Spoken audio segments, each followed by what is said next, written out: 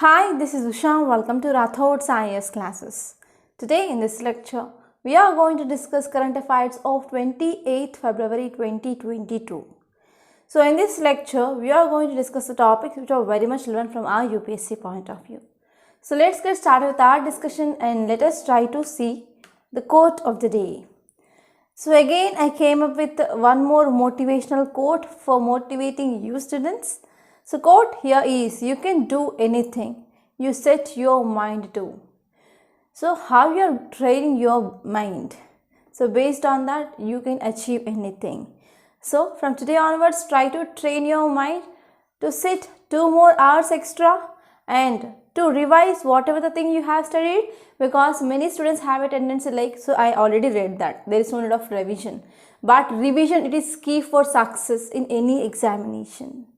So please do revise the topics and you have to study well and you have to get conceptual clarity and try to practice test papers daily, at least one paper, and finally you can achieve your dream of clearing UPSC.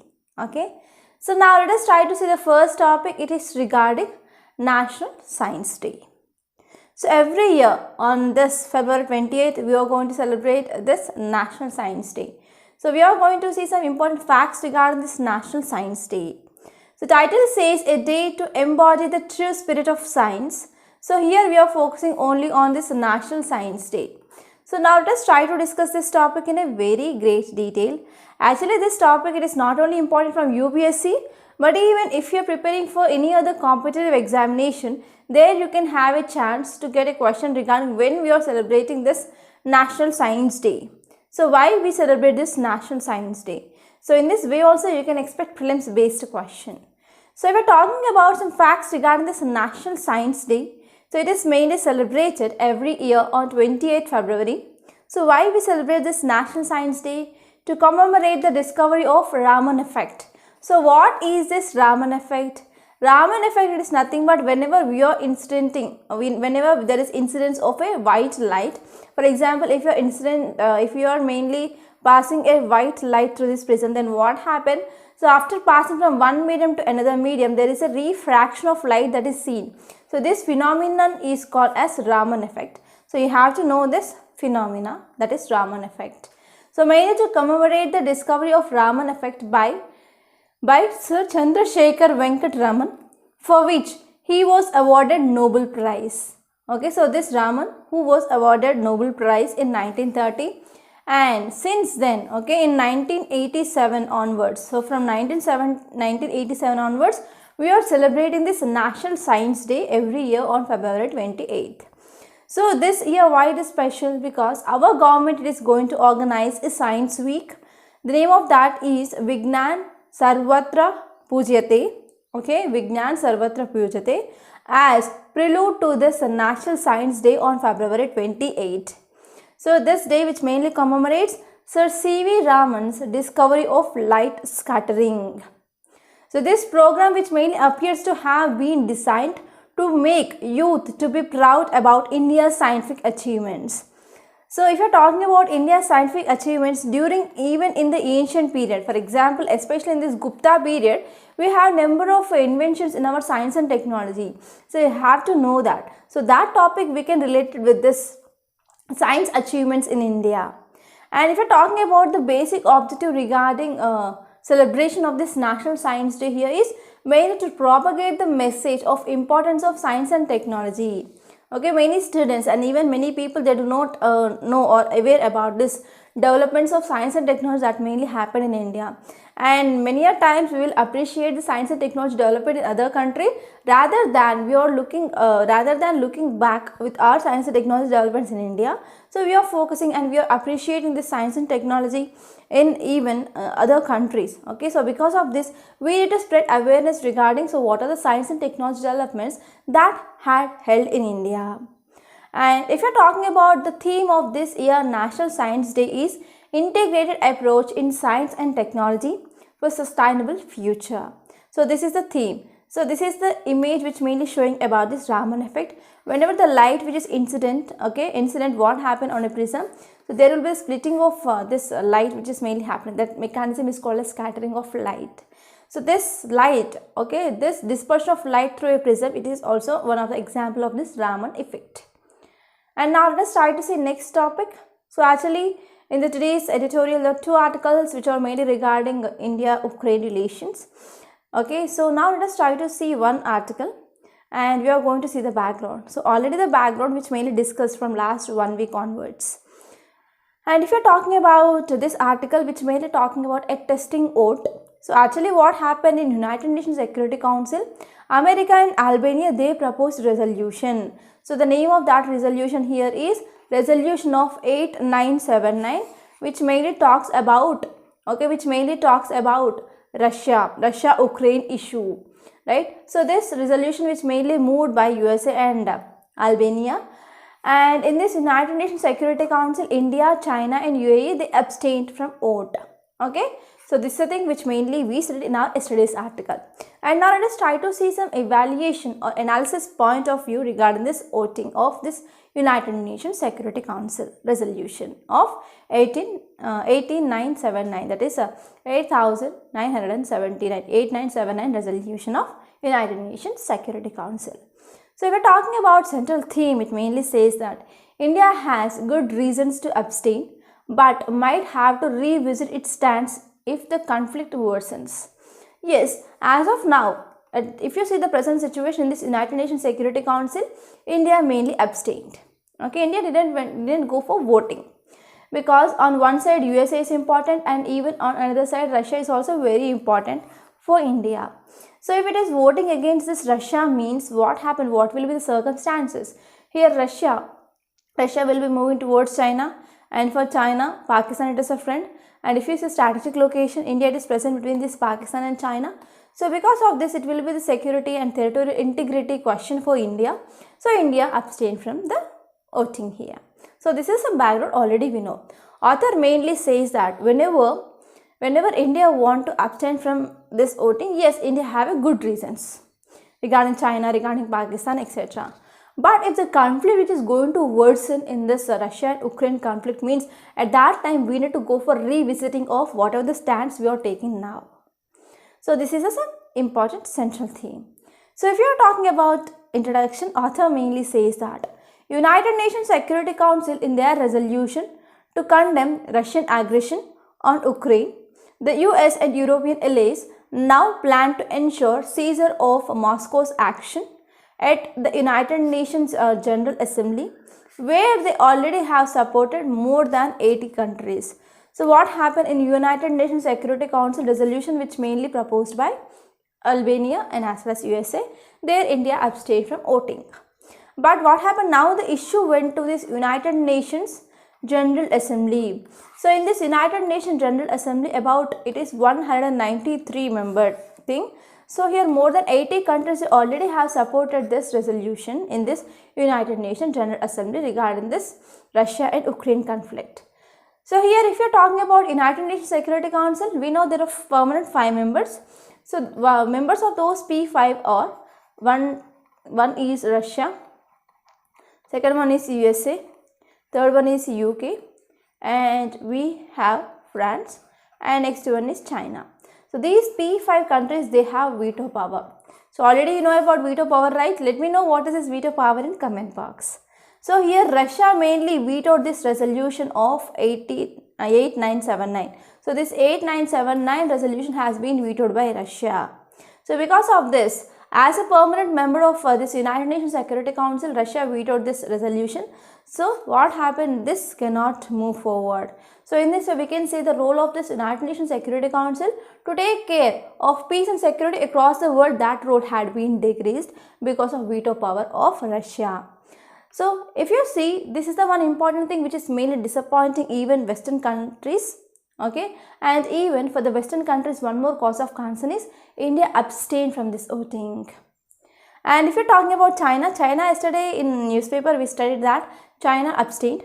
Okay, China now it shifted its support for Russia in the previous vote to abstention after US and Albania. These are the two members which mainly the pre-holders of this resolution. Okay, and now China's support which mainly shifted towards Russia. This China, it is also one of the P5 member in United Nations Security Council. But if you see India it is a non-permanent member and it will be having tenure of just 2 years. And the coalition against Russia, it is making a political statement at United Nations but not setting much store of global bodies' effectiveness. So even whatever the coalition which is formed against Russia, for example, let me talk about NATO and even the countries which are allies of the US, even though they want to highlight this issue in this United Nations also, but what happened, there is not much development that is seen regarding this global bodies' effectiveness. So US and even European Union, they adopted unilateral sanctions.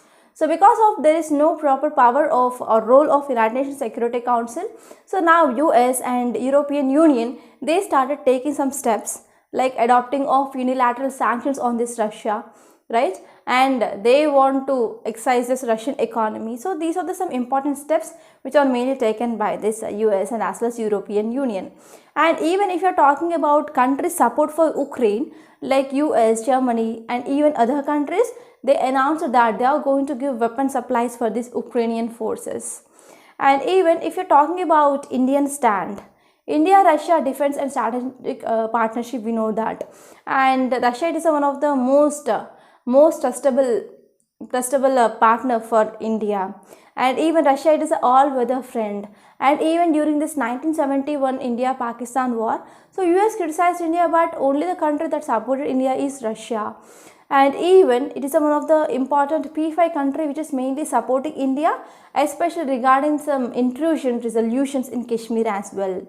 Okay, so in this context, I can say like Modi government or Mr. Modi, our Prime Minister, he accepted the call from the Ukrainian president after the vote. Rather than offering support, our Prime Minister, he mainly requested for the assistance and he said that we can go for diplomatic resolution of the issue. So in this context, we can say like our government of India now must consider whether its aspirations to be a leading power can be achieved without having a clear position on the conflict. So as of now, we do not have a proper clear position whether to support Ukraine or whether to support Russia, and we are taking a neutral stand. But what happens if this Ukraine-Russia conflict which is increasing means that will also leads to threatening of global security. So at that time we need to take a stand, so that we need to focus on whether we have to support this Russia or Ukraine. And even our Prime Minister, he mainly focused solely on the well-being of Indians. Okay, he said that we are going to evacuate Indian citizens who are present in Ukraine. And even he gave a statement like, yes, we can go for encouraging of private sector in the medical field, because there are number of students who are studying in Ukraine, especially in this medical sector. So these are some important statements are given by our Prime Minister. He mainly focusing on the well-being of Indians. Okay, and he is not focusing on the peril which is faced by others. So this is a thing which mainly said by author, and author finally says that we need to take a stand. Okay, so now let us try to see next topic. It is regarding no quick fix. Actually, this topic which is mainly talking about medical education in India. So actually, why this is in news? Already you know that yesterday our Prime Minister, he gave a statement like, so our Indians, they are mainly going to other countries to pursue this medical education. So why can't we develop that medical education in India, and we can encourage private sector for this medical education? So because of this article which is in news, and now let us try to analyze this article. So this article, it is important from our governance point of view, which mainly comes in the GS paper 2. And if you're talking about central theme, it mainly says that India must now allow mushrooming of medical colleges without trained faculty and as well as infrastructure. So without proper faculty, without proper standards, without proper infrastructure, we cannot go for mushrooming of medical colleges. So this is the view of author. So now let's try to see this topic in a very great detail. So if you see, the war in Ukraine has brought to the fore the plight of Indian students, many of them pursuing medicine. So actually about 18,000 to 21,000 Indians are present in Ukraine. So some news channels are saying that there are 18,000 people, and some news channels and some reports saying that there are about 22,000 students in Ukraine. But as of now, let us take 18,000 to 22,000. Okay, so we do not know the correct number actually. So what happened because of this conflict that is happening across this Russia and Ukraine? So we are seeing a war-like situation in Ukraine. So because of this war-like situation in Ukraine, that led to the plight of Indian students, and many of them, they are mainly pursuing medicine in this Ukraine. So our Prime Minister, mainly in one webinar of Union Government Budget on Health Sector, he mainly stated that many Indians, they are going to other small countries of the world to pursue this medical education.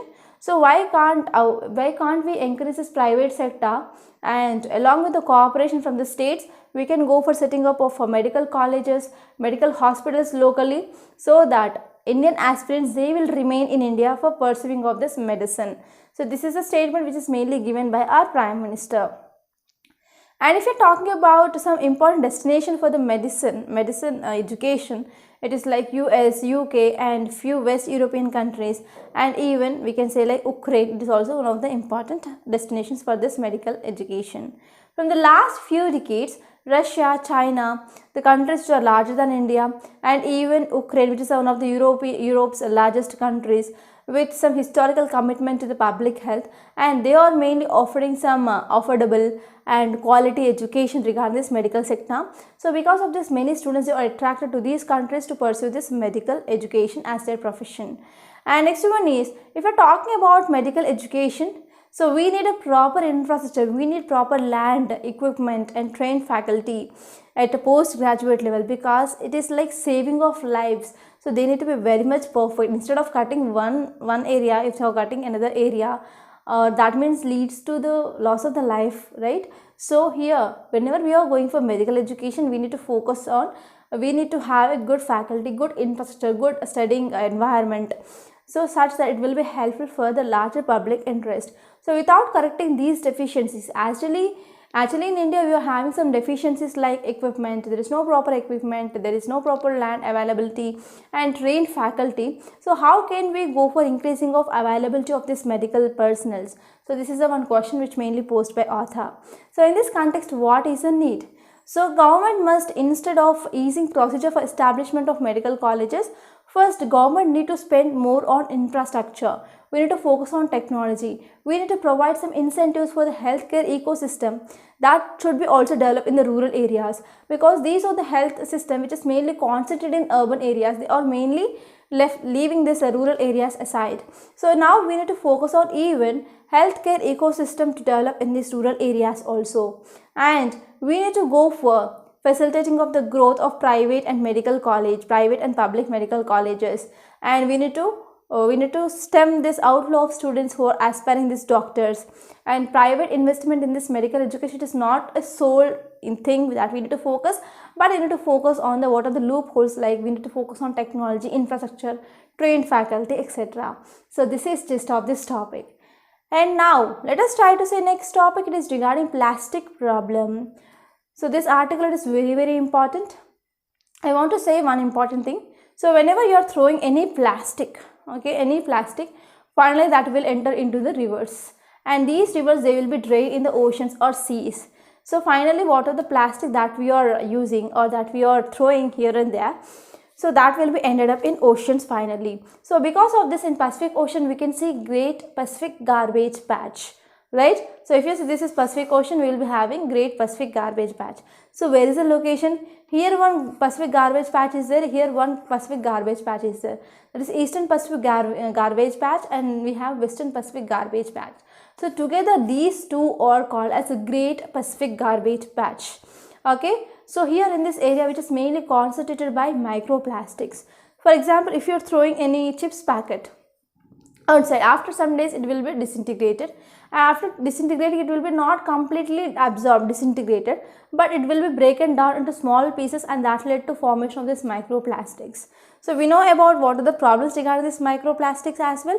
We discussed number of times, because number of articles of this microplastics came in the news, and at that time we already discussed. So let me know what are the disadvantages of this microplastics in comment box. Don't forget about this question. Actually, this topic, it is important from your environment and ecology, which mainly comes in a GS paper 3. So now let us try to see this topic in a very great detail. So if you see central theme, it mainly says that United Nations Environment Assembly UNEA. United Nations Environment Assembly, which mainly meet, could finally a way forward for global cooperation in reducing this plastic consumption. So if you want to decrease this plastic pollution, first of all we need to arrest this plastic consumption. So whenever we are arresting this plastic consumption, it is a one way to decrease or one way to address this challenge of this plastic pollution, right? So here we are going to have this United Nations Environment Assembly meet, and in this meet it mainly finalizes a way forward for how to reduce this plastic consumption. So this topic is at most important, and what are the things that we are going to discuss? Please make a note, that will be very important for writing your mains answer. So if you are talking about introduction, it mainly says that, so recently a report by United Nations Environment Program that mainly released. So actually this report which mainly estimating the emissions of plastic waste into aquatic systems. Actually this report says that there is increasing of this plastic waste in aquatic systems that will multiply by 2040 if there is no proper action is going to be taken by the countries, that is globally. So there will be the increasing of this plastic waste in this aquatic ecosystems. So here we are going to have this United Nations Environment Assembly meeting from February to March 2022. So in this meet there is a chance to finalize what should be the global cooperation that should be taken to tackle this challenge. So if you are talking about some examples of this plastic products we will use in our daily life, here is we will be using bags, and what are the water bottles that we are using. These are the things that will take much time, very long time to decompose. So here what happened, because of this increasing of use of consumption, and even we are not focusing much on recycling of this plastic. So because of this, that is mainly generating more amount of plastic in our environment. So now we need to analyze what will be the social cost of this plastic consumption and what will be the impact of this plastic on this marine ecosystem, because the most of the plastic will be ended in the aquatic ecosystems. So here whenever there is a plastic pollution that is seen, or plastic waste that is seen in these aquatic animals, so that will also affect the livelihoods of major chunk of population which mainly depend upon this marine life, because many people many a times they will be dependent on this marine fisheries and marine wildlife, and actually these marine biodiversity which is mainly affected by this plastic pollution. So here we need to focus and we need to take appropriate measures as soon as possible, right? So as you all know, the number of regions across the world, they went for banning of this plastics, and even India made a statement, our Prime Minister made a statement that we are going to end the use of single use plastics, but till now there are no proper measures are seen, and we are seeing whenever we want to drink this coconut, they will be giving you plastic straws, and even in the earbuds they are using this plastic, right? So even though government which want to take many steps here, and if you are going to market, they are giving this plastic covers as well. So here first, whenever the government want to bring any change, first we need to bring the behavioral change in the people. So people need to know about what is the harm which is mainly caused by plastic, then only they can have some awareness, and they will have some knowledge that they will refuse using of the single use plastics, right? So if the government want to come up with any policy, it will be not success whenever there is no proper engagement with the people or with the community. So this is the one thing which is mainly missing, and we need to focus on this community participation as well. So a number of regions across the world, they have banned these plastic bags, and this approach which mainly promotes a sustainable environment and intergenerational equity, and even it also saves marine and as well as wildlife ecosystems, and finally this will also help to restore our soil quality as well. Okay, whenever we are going for the banning of this plastic, then what will be the impact? We can see sustainable environment, we can see intergenerational equity, and even it also saves marine and as well as wild ecosystems, and even it will restore the soil quality as well. But on the second side, we can see it will also leads to some disconvenience or inconvenience, discomfort for the consumers as well, because whenever they want to go for alternative things regarding this plastics, instead of using plastic covers, when we want to use for this cloth based covers or jute bags, then that will also leads to higher cost. Substitution will also leads to higher cost, and even it will lead to unemployment. Okay, unemployment, because there is a decreasing of production of plastics. So whoever the people who are working in this plastic related industries, they may lose their jobs, and even that will lead to less economic activity and even less income generation for the people, and finally less employment. And not only this, even there are some other key aspects that we need to consider. Okay, regarding some countries, they will go into for imposing of tax when we are going for using of plastics. Okay, so because of this, we are also having some problems, okay, regarding this imposing of taxes as well. So what is the problem? The problem here is it is very much difficult to identify the exact tax to be imposed. Okay, it may be depend upon the country's specific circumstances. And if you're talking about environment regarding regulation for plastics, it may also include command and control approach. And even we can come up with some fiscal reforms like eco taxes and as well as subsidies, etc. But whatever the thing we want to implement, so we need to come up with a proper plan, proper design, proper execution of the policies. Okay, and these policies should be credible, these policies should be transparent and as well as predictable as well. Okay, and we can go for imposing this eco taxes. Eco taxes may be imposed in the various stages of production, consumption and as well as disposal of plastic. So whenever tax are imposing, means what happened, there will be the chance of reducing of usage of this plastics, right? So here we need to go for estimating of social cost. And how can we go for estimation of the social cost effectively? Okay, so if we're talking about the social cost, that need to be evaluated differently. That should be different at global level, national level and as well as at district level or at the local level. So we need to focus on health, we need to focus on hygiene, we need to focus on even climate change regarding this social cost estimation regarding this plastic pollution.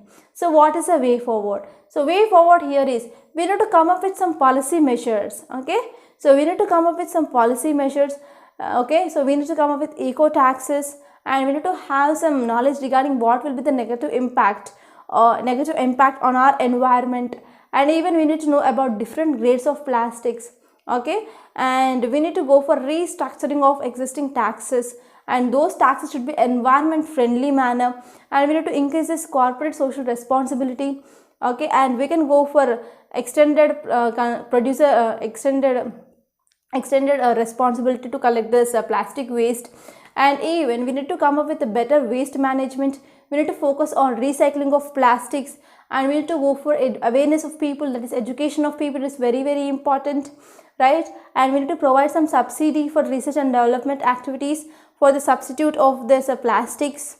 Okay, and we can go for better management and use of waste for construction of roads, etc., such that it will also increase the life of that roads as well. So this is the gist of this topic, and I hope it is very much clear. Now let us try to see the next topic. It is regarding India is engaged with all parties on Ukraine. Okay, India is engaged with all parties on Ukraine. So now let us try to see the development here. So this article is important from your international relations, which mainly comes under GS paper 2. So context says that India has every reason to contribute in resolving this Ukrainian conflict. So this is a statement which is given by our foreign secretary. So our foreign secretary said that yes, India have every reason to contribute in resolving this in Russia-Ukraine conflict. So he said that India is mainly addressing a special briefing on the crisis as its humanitarian dimensions. Okay, in this context he mainly said that for India, we can go for diplomatic resolving of this issue rather than going for war. So this is a statement which is mainly given by our government of India. So even our Prime Minister, who mainly had talks with this Russia and as well as Ukraine, and our External Affairs Minister also be in touch with a very wide range of interlocutors who are involved in the situation. So India is also going for this situation. India also it is also trying to resolve this issue through diplomatic means. So next topic is about 3 more flights bring back 688 more Indians, especially from this Ukraine. So in this article we need to focus on Operation Ganga. So till now we didn't discuss about this Operation Ganga. So now we are going to discuss that Operation Ganga. So India evacuated about 688 more nationals from this war-hit Ukraine. Okay, mainly India sent some Air India flights, and these flights they brought back students to India.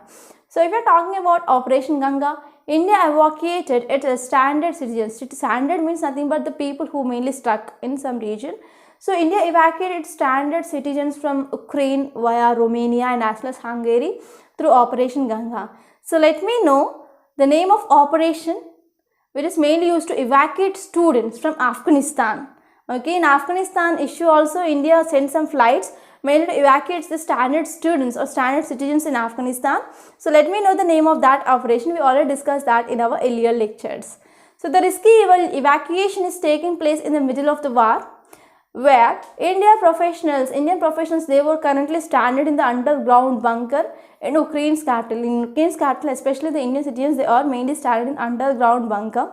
So Indian citizens, they entered Hungary from Ukrainian at this Johani crossing and reached Budapest to the Air India flight. So they reached this Budapest for this Air Indian flight. So if you have completed environment and ecology, there you might be coming across this Budapest Convention. So let me know what is this Budapest Convention, comment box. So in this way we can connect any place with the static syllabus. So this is the right way for our preparation. Okay.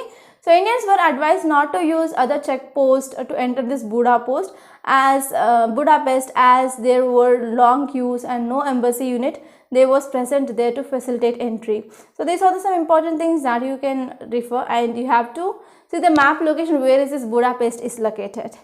Okay. And now let's try to see next topic. It is regarding India to face tough choices at United Nations General Assembly. Okay, actually what happened, so United Nations Security Council resolution which mainly passed and India mainly abstained from that. So here this article which is mainly talking about United Nations General Assembly. So here one important point I have to make a note here is, so Russian embassy in India repeated that it highly appreciated India's independent and balanced position in the voting. Because of India's abstaining from this voting in United Nations Security Council, so now Russian embassy said that it is mainly highly appreciating India's independent and balanced position in the voting in this United Nations Security Council. Now, if you are talking about this United Nations General Assembly, so India it is having a very tough choices in this United Nations General Assembly. It is not much easy as this United Nations Security Council. So this is the thing which mainly said. And now let us try to see some facts regarding this United Nations General Assembly. So United Nations General Assembly, it is the main deliberative and it is also one of the important policy making, and also it is one of important representative organ of United Nations. Actually there are about 193 members. Okay, so all 193 member states of United Nations, they are represented in General Assembly. Okay, and it is one of the universal represented body as well.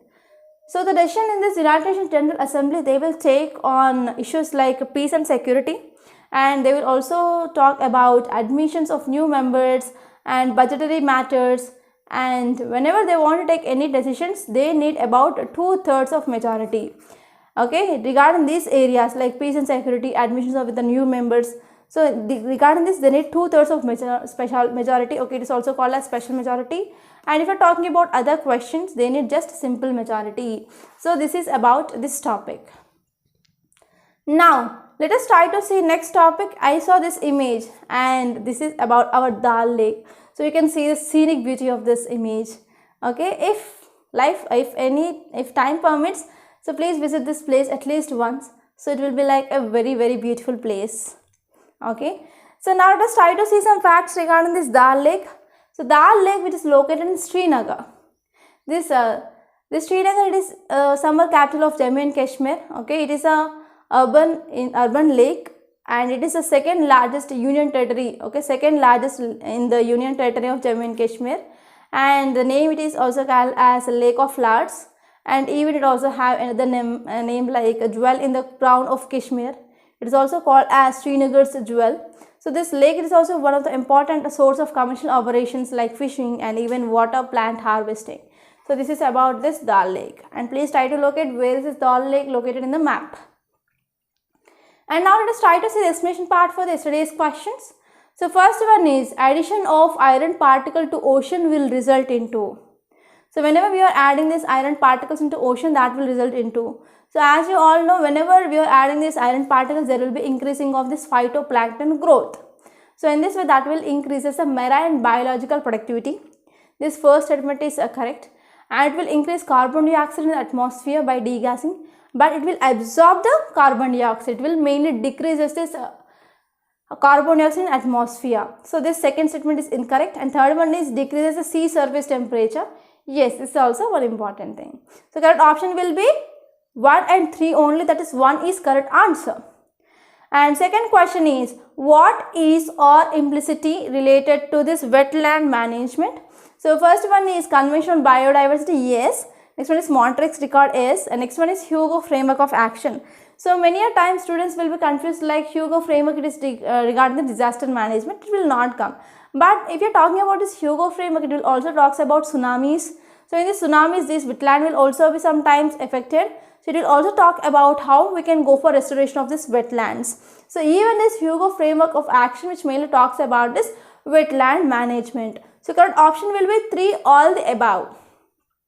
Okay, and now let us try to see the today's questions. So first one, it is regarding which is a major content of carbon, and second one is regarding biosequestration.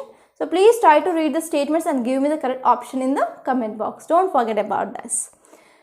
So before concluding, I want to make a small announcement on this platform.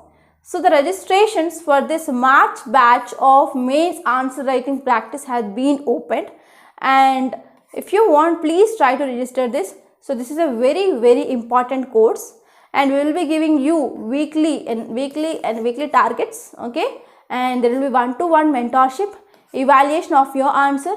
We also provide you the best answer, and for personal mentorship you can call us, okay. So there will be the personal guidance will be given, and for sure I can ensure you 100% if you are following this timetable for 1 year correctly, then you will be going to cover each and every single topic in your GS1, GS2, GS3 and GS4. Along with you can improve your skills in answer writing and essay and even your case studies. You can't see this type of course anywhere for sure. So please try to join this course. It will be exclusively beneficial. So the details here is given in description box. In description box you can get the PDF of this mains answer writing course and have a look over that. Then you will be getting some idea regarding how this course will go on. And one more thing is, if you want to talk to me regarding these courses, you can call to this number 8074765513. And even in Rathod's IAS, we started providing this pen drive courses also. So if you want this pen drive course for entire GS foundation and as well as for individual subjects, so please contact us on this number. Okay. So the details of this course are given in description box, and if you want to see demo videos, you can see the demo videos in our website. Okay. So details of that website is given in description box. You can go through that. And by this I am concluding today. I hope you enjoyed this lecture. Please subscribe to Rathod's IAS Academy, and don't forget to like, share and comment my videos, and please try to join this mains answer writing course.